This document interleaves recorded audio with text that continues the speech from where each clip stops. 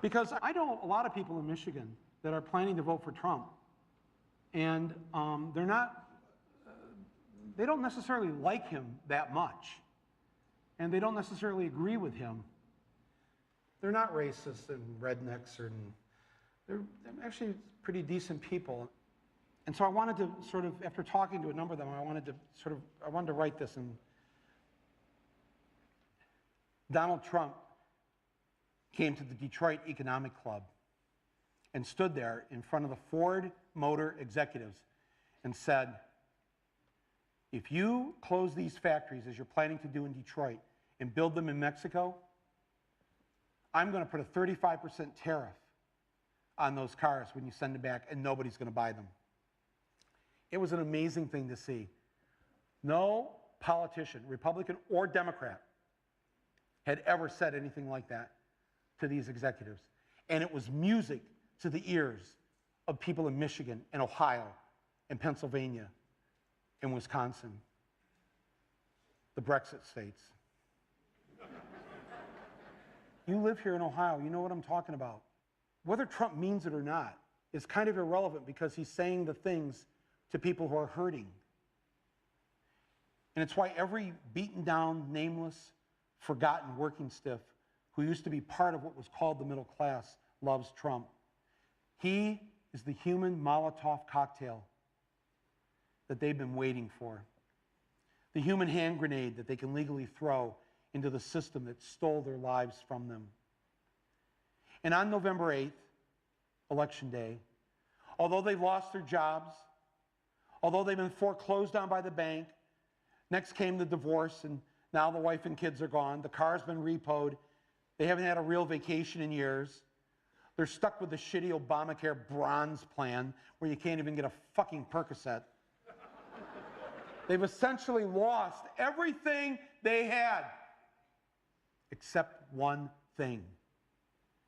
The one thing that doesn't cost them a cent and is guaranteed to them by the American Constitution: the right to vote. They might be penniless, they might be homeless, they might be fucked over and fucked up. It doesn't matter, because it's equalized on that day. A millionaire has the same number of votes as the person without a job. One. And there's more of the former middle class than there are in the millionaire class.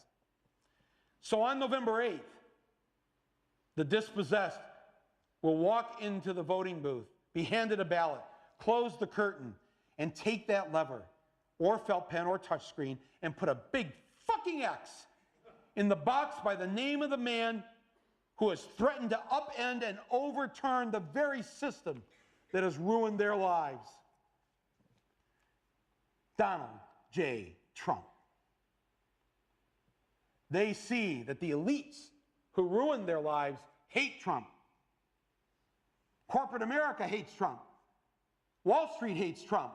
The career politicians hate Trump. The media hates Trump after they loved him and created him, and now hate him. Thank you, media. The enemy of my enemy is who I'm voting for on November 8th. Yes, on November 8th, you, Joe Blow, Steve Blow, Bob Blow, Billy Bob Blow, all the blows, get to go and blow up the whole goddamn system, because it's your right.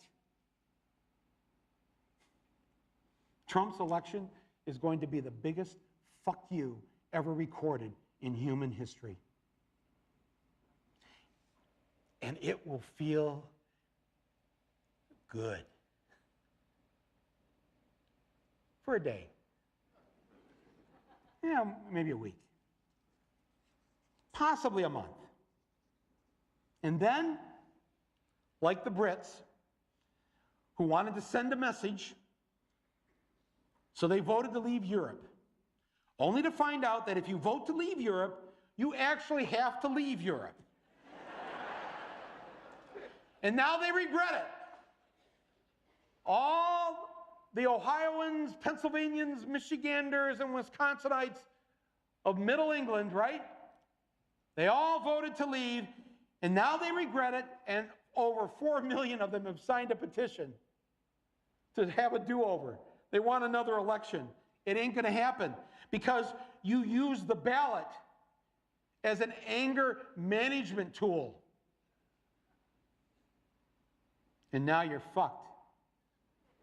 And the rest of Europe, they're like, bye, Felicia.